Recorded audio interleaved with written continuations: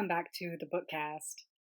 I am Deal White, Atlanta based author of romantic fiction featuring Black men and women, and we've been reading The Never List by D.L. White. As a reminder, if you want to purchase this title, you can get it at you can get it in ebook at books.dlwhite.com/books. I have also just learned you can pick up this book in paperback at Amazon and Barnes & Noble. I will have more details forthcoming as to what other retail outlets you can buy this book in paperback, and it is recently available in Overdrive. So please do rush to your local library and request that they purchase an ebook copy of The Never List for their collection. Your faces will love it. Chapter 21. Tray. 16 ounces of spiced vanilla-flavored coffee from Brew Bar gave me everything I needed. I'd arrived at the office early while the building was still dark and settled in at my desk without being bothered by anyone on the way in. I sipped, nodding appreciatively at both the report waiting on my desk and the hot, creamy brew that had quickly made me a fan. Esme and I had fallen into a habit of switching off days picking up coffee and muffins from Brew Bar when we met at Miller Design. I was fine with plain French roast or vanilla and didn't like to get fancy. Esme loved whatever sweet swirl of flavors they tossed together that sounded good. Chocolate raspberry almond was her current crush. Unfortunately, I'd had to cut my mornings at Miller to a few times a week. Esme and I were making great strides on negotiations, and Miller seemed particularly agreeable as of late. Pettigrew was working against Atlanta's upcoming cold and rainy season. At this time of year, the race was on to make progress on outside work so that crews could spend time inside when the weather wasn't agreeable. A loud tap-tap sounded at the closed door. "It's open," I called, raising my head to greet Vincent, who blew into my office, holding a copy of the same report that I'd been staring at for an hour. "Look who learned how to knock." "The progress report is out," he said, ignoring my joke and dropping it onto my desk. "I'm reading it now," I told him, showing him my copy. "Maybe getting to the office before noon would be a good habit to get into." "It's only 9 o'clock, young blood. When you clock out at, 5, 6 o'clock? I'm still here. I'll put in my hours." Vincent took a seat and assumed his usual position, ankle resting on a knee, a hand restlessly tapping. "Tell me about the report, since you have a head start. Do you think fourth quarter projections are accurate?" I flipped back through the pages, referencing my notes on the projects that Pettigrew had slated for the last quarter of the year. We have 3 builds in final phases, so those are automatic wins. 4 in progress, a few of which just broke ground, but it looks like the crews are moving on time. We'll need to ride the project leads to keep them on schedule, or we'll end up with overtime, especially if we're supposed to run wire by December. We've got a couple that are behind schedule, but I sipped more coffee, giving the pages one last brush before closing the report and relaxing in my chair. Nothing to worry about yet. "You know Saul would," "Yeah, I know. Pops would shoot a brick at this report, but then I'd come behind him and reassure him. Seeing where the crews are, we're in good shape. Let's evaluate the situation in 2 weeks, though. A lot can change in that time." "What the hell are you drinking?" asked Vincent, his mouth screwed into a scowl. "It smells like those candles my wife burns all the time." "Coffee," I answered. "Spiced vanilla from a shop that's not far from me." "Trey," Vincent shook his head. "I have never known you to drink coffee." "Well, I do," I responded with a laugh. "I didn't drink it at the office." "And now you do." "Yeah." I hadn't even noticed that I'd started drinking coffee at the office every day and not only at Miller Design. I smiled to myself at a small but meaningful change since I'd met Esme. I tipped the cup to Vincent in a mock toast. Now I do, I guess. Whatever. Another piece of news, besides your recent foray into coffee, is that the bid grapevine is rumbling again. We're looking at 2-3 weeks at the most. I sat up, suddenly very alert and trying to swallow my heart, which had leaped into my throat. "Vincent, why didn't you say that when you walked in here?" I set down my coffee and reached for my cell phone. I had to call Miller and Esme. He chuckled. Honestly, I like watching you scramble. I hope you've made it over the hump to Miller's good side. How's his administrator that hates you? I mumbled, scrolling through my phone, making excellent progress, actually. And she doesn't hate me. Not anymore, anyway. Esme and I were getting along very, very well, though we had taken a small step back from hanging out. We hadn't been out since the night I took her to my half built house, and we did things that we could probably get arrested for. I'd seen her at the office, and we spent at least an hour a night on the phone talking or watching the same movie. With the contract hanging over both of us, Esme wanted to concentrate on her job. We wanted that contract out of the way as soon as possible, using the anticipation of being able to move forward together as a reward to work harder. It was working. I couldn't wait to be alone in a room with Esme as naked as the day she was born, a bottle of wine, and nothing but time.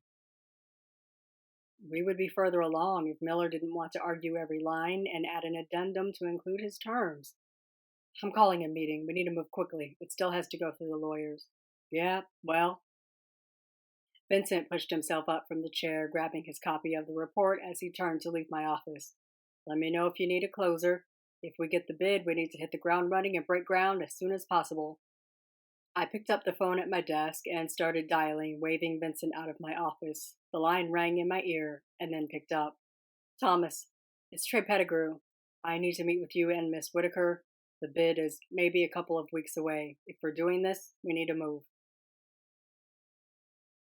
By the clock on the wall, my watch, and the knot in my stomach, it was nearing 7 o'clock. I'd arrived at Miller after rushing through my morning meetings after noon. We immediately went into a closed-door session to define the remaining contract terms. For Vincent, I was under orders to be amicable and generous but not give away the whole store. Whatever it took, within reason, to get the deal done, I was authorized to approve. If Pops got mad, he got mad. He'd get mad all the way to the bank once the project was complete. Miller didn't get the same memo. Though he'd come forward on a great many sticking points, he dug in his heels on the others, which was why, 7 hours later, I was irritated that I was still in a drab, gray conference room, staring at an eerily calm, collected Thomas Miller, and a flustered, frustrated Esme in the middle. I felt bad for her, but this was the job. This was what Miller hired her to do. Besides, I was the one being nice. I scrubbed a palm down the side of my face, then cupped my chin in my hand. I've hit a wall. I'm starving, I'm tired, and I feel like we're talking in circles. Can we table this? I feel like I'll have a better head on some food and sleep. Maybe you're right, he said, once again agreeable, but not where it mattered. Let's round up in the morning.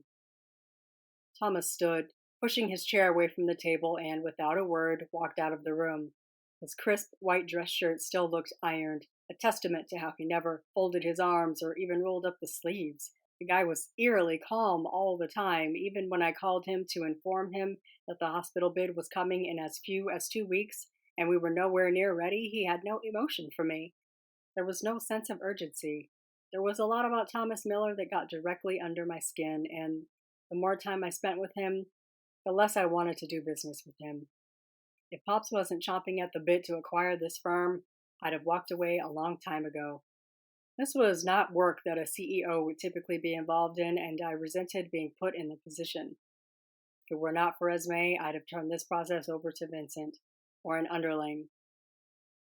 Esme's strong, brave front collapsed as soon as Miller left the room. She listed to one side, leaning on one elbow with her head cradled in her palm. Her eyes were closed, showing off her expert eyeshadow application, and she appeared to be breathing deeply. You straight? I asked her quietly. Her eyes fluttered open, then settled on mine. I'm also tired. I'm also starving. And that man, she whispered the last 2 words, pointing one of her long nails toward the open door, is on my last nerve. There's no reason he can't revert to your original sale price that he and your father discussed. The company isn't worth any more or less today than it was 6 months ago. Really? That struck me as odd. Like, value is flat? Pettigrew rises and falls depending on the season, how much work we have contracted, what the economy is looking like. His numbers have never changed. Esme shook her head. Not that I've seen. The numbers that Miller gave me have stayed static since the agreement was first drafted earlier this year with Saul. She reached for a stack of spreadsheets that we used for reference. No adjustments for seasons, no ups and downs, no projected salary increases, no adjustments for expenses that vary like taxes, insurance, materials. She flipped through more pages, her brow becoming more wrinkled with each page. I know we don't need exact figures, but these numbers look artificially good. Do you know what I mean? I knew exactly what she meant. I don't know why I never noticed that before. Miller is friends with your boss over at Benning, I'd bet. Golfing buddies, probably. They showed you what they wanted you to see, I said. Anyway, his finances aren't your concern. The contract is written around agreed upon numbers, but as soon as this deal closes, his bills become mine, and if he's using dummy numbers, that could be a problem for Pettigrew. Esme's eyes flicked up to mine. She was picking up everything that I was putting down. We need to get out of this room, she mouthed. I couldn't agree with that sentiment more. I picked up my bag and began packing. Esme did the same, sliding her stack of notes and her laptop into a bag in seconds. I walked out behind her, pulling the door to the conference room closed behind us. She swiped us out of the office suite, then out of the front door. Meet me at Brew Bar in a few minutes, she tossed over her shoulder as she walked to her car. Whoa! I grabbed her by the arm, forcing her to stop marching away from me. What's up? I don't want to talk anywhere near here, and I don't want security cameras catching us chatting it up out here either. So, we're going to have coffee and muffins and chat like I'm one of your sisters? Do you have a better idea? A hell of a better idea. I pulled out my phone and sent a text to hers. Meet me there at 8 o'clock. She pulled out her phone and stared at the text, then raised her hand to land a quizzical stare at me. Where is this? My place. Drop your car out front. Tell the valet that you're visiting me. Go up to the 10th floor. I'll text you the code to unlock the door. Where will you be? Picking up dinner. You'll get there before I do, so make yourself at home. Do you want me to order something for you? Trey, you know what? There's this new chicken dish on the menu that I think you'd like. I'll get that and some rice and vegetables. See you at 8. I walked away before she could argue. When I got into my SUV, she was in her Jetta, setting the phone in its dashboard mount and tapping through the screens. GPS. Good. Tonight's stupid human trick, get through the evening without trying to sleep with Esme. Chapter 22. Esme. Meeting Trey in Midtown at 8 o'clock meant flying home to take a lightning-fast shower, fluff my hair, refresh my deodorant and perfume, not to mention my Fenty lip color, then shooting back up I-75. My saving grace was that it was after rush hour and midweek, and that O'Neill wasn't home to slow me down. I swerved into 1288 luxury condominiums with minutes to spare. The valet was pleasant when I dropped my car out front, but I noted the rise in his brows as he took my key and handed me a tag to retrieve the car later. I walked inside and went to the elevators and the 10th floor. I arrived at 10028 and pressed the buttons on the door in the order that Trey had texted me. The lock clicked, then whirred. The door swung open to reveal dark gray tile in the entryway leading into an open concept living area. The kitchen, dining room, and living room were one big space with floor-to-ceiling windows from one wall to another. Well, all right, Mr. Pettigrew, this is nice.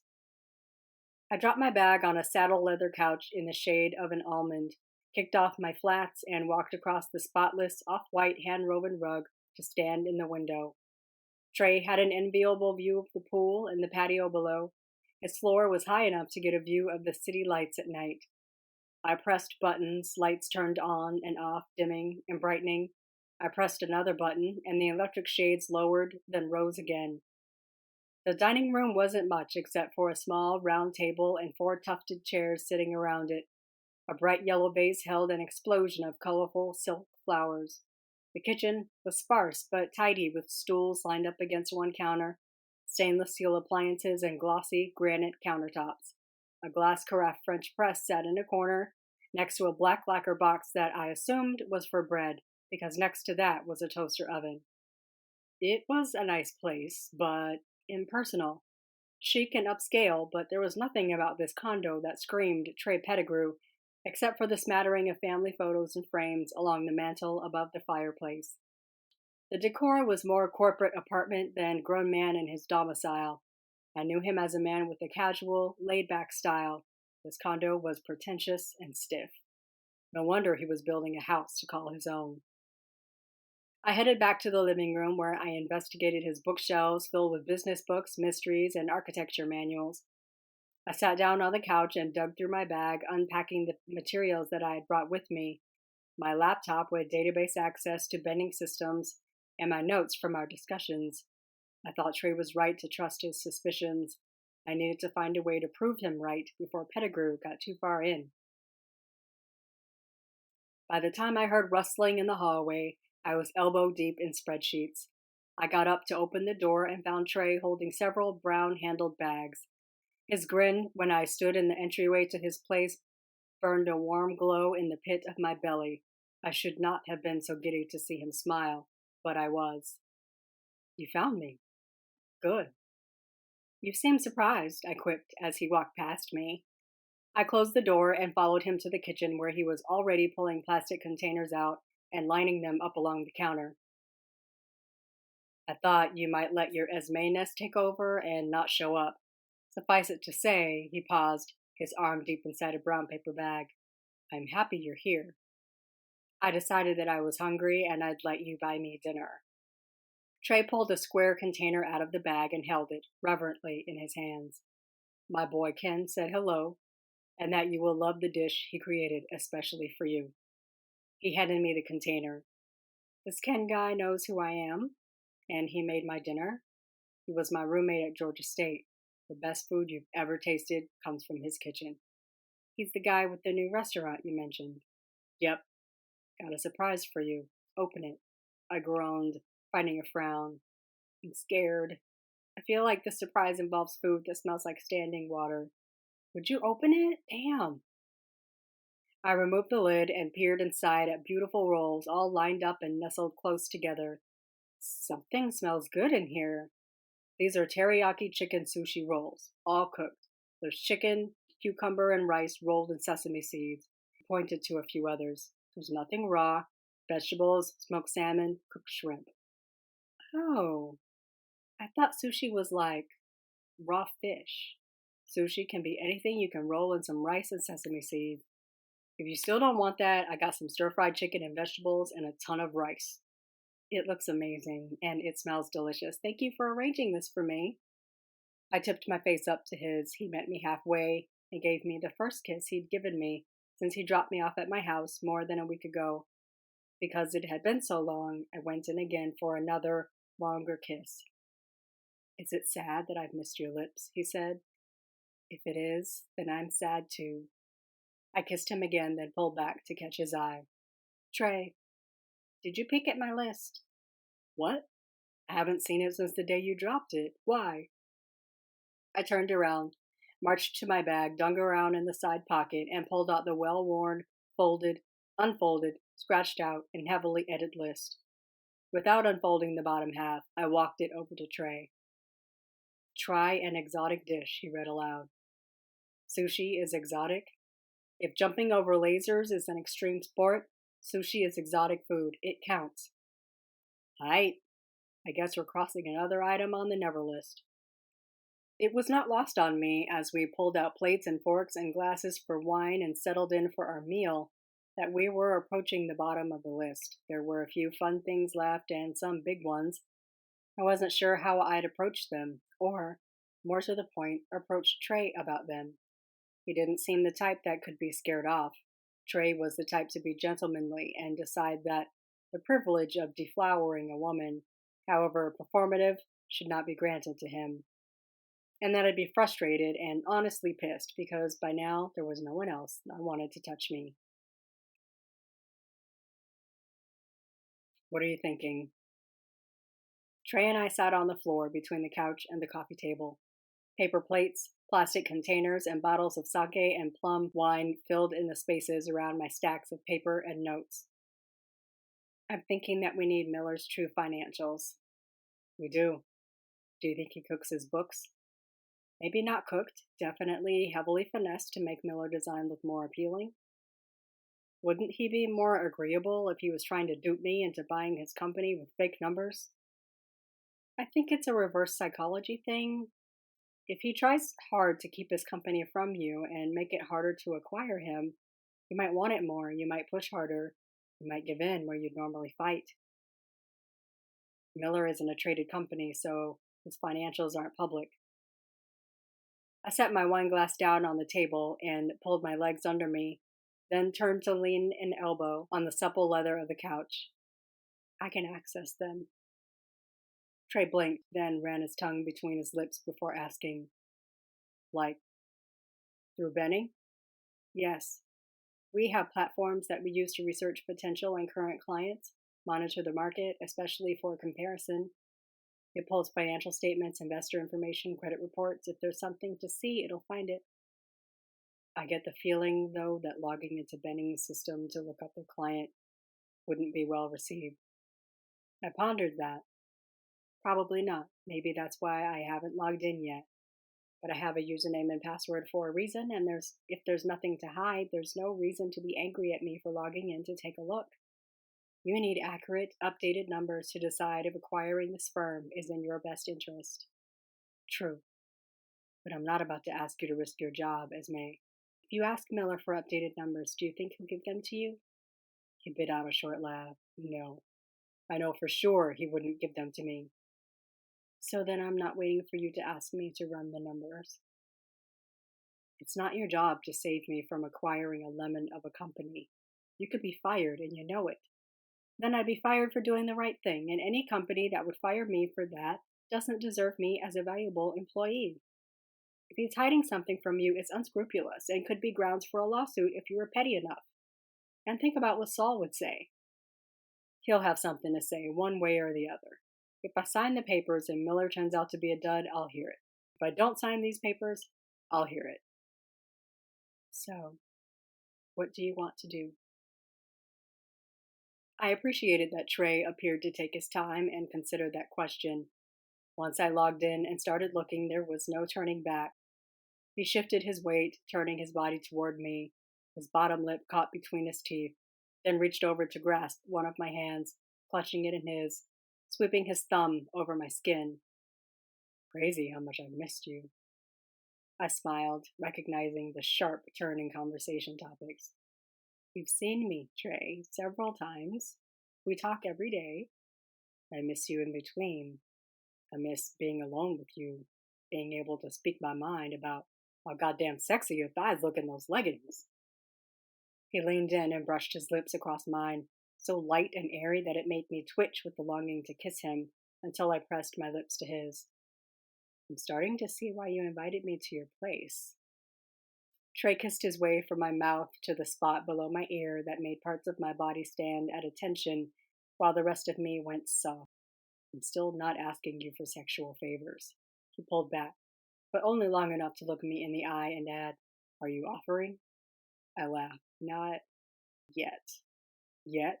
So you might eventually? A few beats later, I answered, Definitely eventually. A long, loud groan rolled from him as his body seemed to overtake mine.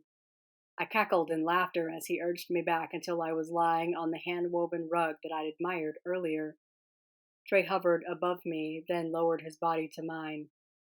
My body seemed to move without my brain urging it to. My arms and legs closed him in, holding him in position.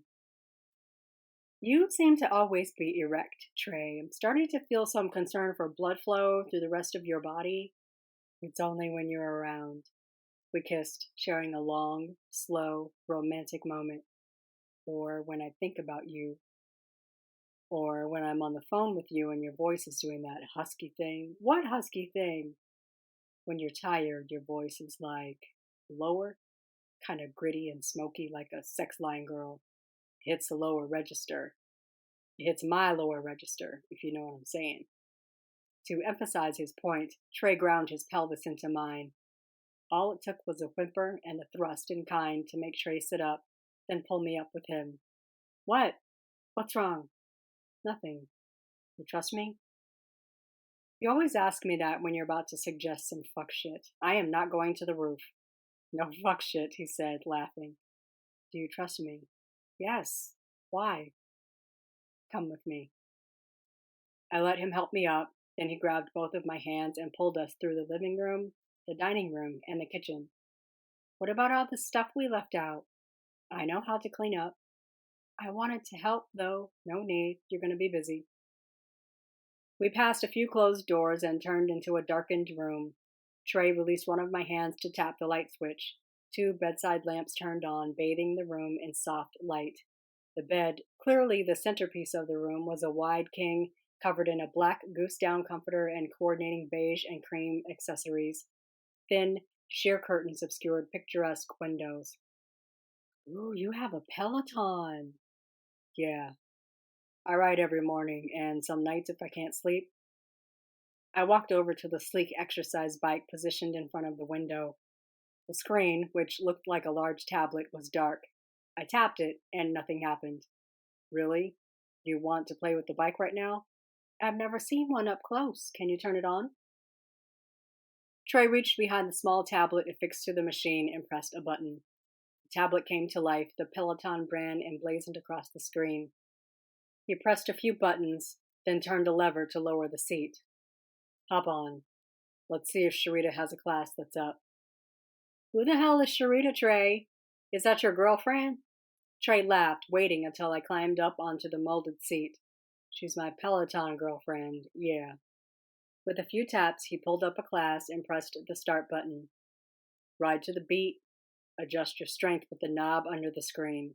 She'll pump you up, keep the energy going, let you know when you should be working hard and when you should go all out because cool down is coming up. Neat. I was already huffing, trying to keep up with the class riding to the Jackson 5. She's got a live DJ tonight. These are fun rides like a party. Trey stood next to me, watching the screen with his arms crossed, nodding his head to the beat. A gorgeous, bald, bronze bombshell was up front on her bike, barking out commands over a headset mic with a smile. Uh-huh. They make special shoes so that your feet stay secure on the pedals. Okay. I hopped off of the bike before I broke a sweat. I'll stick to yoga. I nodded my head toward the extremely comfortable-looking bed. Let's talk over here. Ain't gotta tell me twice. I climbed onto the bed on my hands and knees, then flipped over and laid back. Trey followed, stretching out beside me and already working his fingers under my t-shirt. Trey, I have a question that I want to ask you. He cupped a breast in his palm and gently squeezed, then released and moved to the other one. Go for it. What kind of women do you usually date? Do you have a type? I didn't see any pictures of women that don't look like family on your mantle. He paused his motions, but only for a moment before resuming squeezing and kneading, flicking his thumbs across my nipples. Are you trying to see if you measure up, or if I'm upgrading? Sort of. I'm curious. Well, I try not to be too shallow. I like her to have arms and legs, hair and teeth. See, why can't I get a serious answer to this question? Why don't you want to tell me? He laughed. I like black women, Esme. Black women with thick hips and meaty thighs and juicy breasts, and he leaned in to kiss me. Pillow soft lips like these right here. So you're not going to answer? I did answer. What do you want me to say? Do you want me to call out a bunch of shit that doesn't describe you, so you can wonder why I like you? Why I want you? You're exactly the kind of woman I like. That's why I like you. Among other reasons. Other reasons like what? Like? Trey paused, staring somewhere above my shoulder for a moment before answering. Scruples. You give a damn about me, about my company, even when you're paid to care about the other guy. You're offering to risk your job to make sure I don't get fucked over by your client. It's the right thing to do.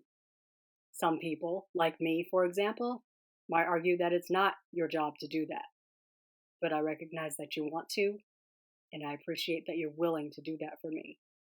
It means a lot to me. I cupped his chin, bringing his lips to mine. Thank you. That was a very sweet, kiss-ass answer. I'll take it. Good, because it's true.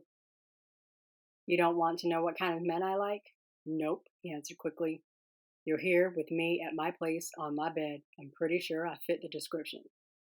I feel like you think it should be that simple, but you know women aren't that simple. Neither are men, to be honest. There's a lot of pressure to be the perfect guy, but this... He moved his hand between us to indicate the both of us.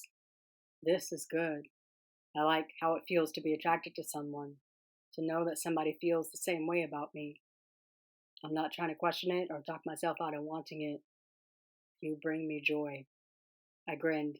So I get to stay for as long as you want to be here. He rolled on top of me, settling inside thighs that instinctively opened for him. I willed myself to relax and enjoy him. I was soon lost in the heady sensuality of his mouth, his tongue, his lips, the ripple of muscle under his skin when I gripped his arms or ran my hands down his back. Trey sat up, resting on his knees. He's changed into a t-shirt and shorts when he came home, but now he was pulling them off, tossing the clothing over the side of the bed. I followed suit, pulling off my t-shirt, leaving the bra on underneath. Then I tugged my leggings down and tossed them in the same general direction. My clothing choices, down to my lingerie, were strategic. He'd already seen me all dolled up. Now he could see me dressed down. I knew we wouldn't be able to resist each other, so I chose a provocative, retro-inspired burgundy satin and lace set. My skin glowed against the deep color of the panty, and my breasts were just barely contained in the bra. I felt irresistible. By the fire in Trey's eyes, he agreed. Wearing only his boxer briefs, he lowered his body to mine and took my mouth swiftly. Without moving a beat or a swipe of his tongue, he took my hands in one of his and pinned them above my head. He slid the other to my thighs and pushed them open, then cupped me, using a finger to stroke my rigid bud through the thin satin. My body responded in kind with a deep flush of heat and lightning. My hips rolled in rhythm with his strokes, but it wasn't doing much but driving me crazy. As if he could read my mind, he tucked a long finger under the band, emitting a groan and a hunch of his hips when he felt the pool of slick wetness. Shit, he muttered, between bouts of sucking on my tongue. You're so fucking wet. Is that for me? I could only whimper, mentally willing him to stroke harder, faster. I hooked a thumb in the band of my panties and pulled them down until I could kick out of them, then splayed my thighs to give him full access to a freshly waxed pussy that was ready for whatever. Especially if whatever meant the sensation of his fingers inside me. I shuddered, unable to contain the vibrations that rocked me. No man that I had even contemplated sex with had ever tried to find that spot that made my body arch up off the bed and a yelp of pleasure tear from my throat.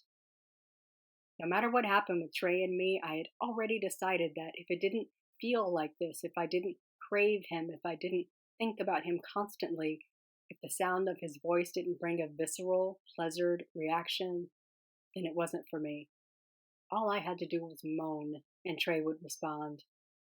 Whatever happened tonight, I decided I was going to let it happen. I was so damned tired of staring at the TV, of dreaming about the romances I read about, imagining the sizzling scenes from Zane novels with my vibrator and a rotating list of black porn sites. I'd explored my body and the lengths to which I could experience sexual pleasure independently. I was more than ready to top anything I could do for myself. The only thing standing between me and copious amounts of sex with Trey was that damn contract, which wasn't even worth the paper it was printed on.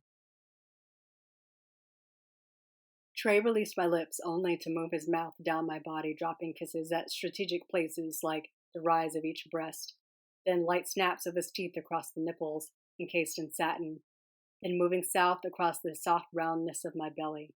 He moved further down until he was eye level to my core, then slid his arms under my body to hook my thighs over his shoulders. He kissed the inside of my right thigh, then sucked the inside of the left. With a long, flat tongue, he tasted me. He made sounds that made it clear that he was pleased.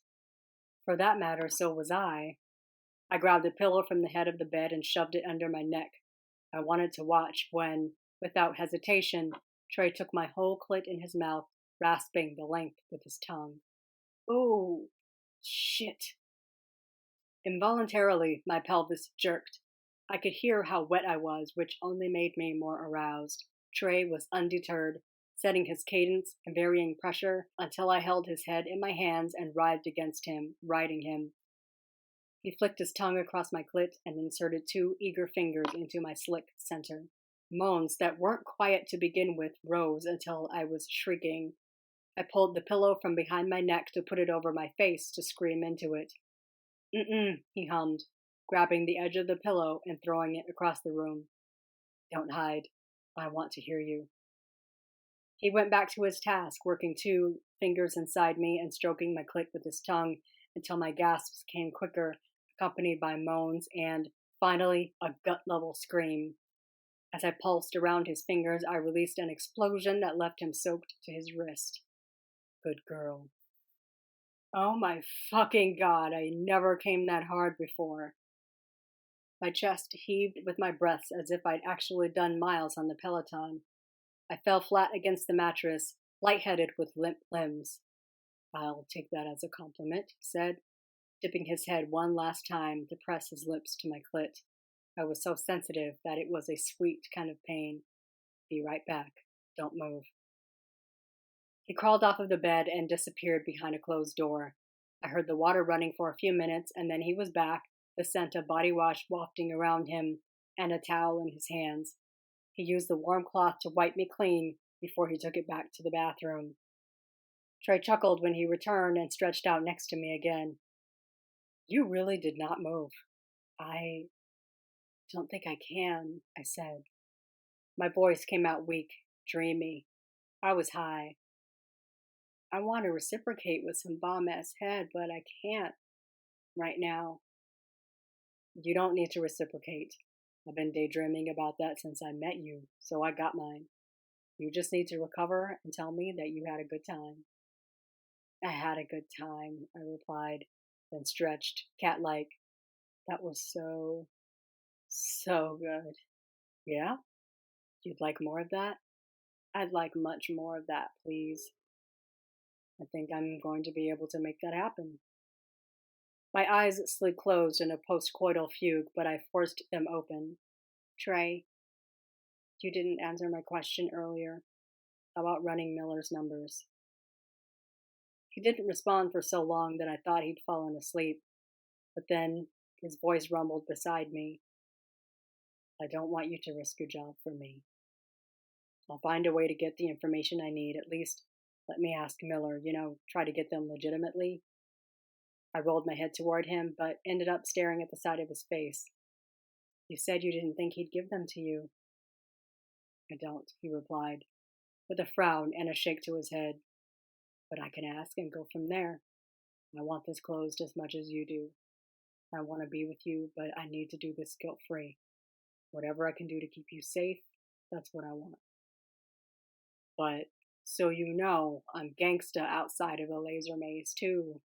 I'm willing to do it. I know. That's why I like you. He sucked in a long breath through his nose and stared, wide-eyed, at the ceiling. The tension was palpable. I didn't envy his position. If he disappointed his father, he would lose any chance of getting to open and run a residential construction division. If he went forward with the transaction on faith, it could bankrupt Pettigrew. You feel like getting in the shower with me? He asked. Another sudden topic change. I have those rainfall shower heads, and it's all marble inlay. It's almost as cool as the Peloton. My eyebrows hiked in interest. Maybe I'll get a second wind.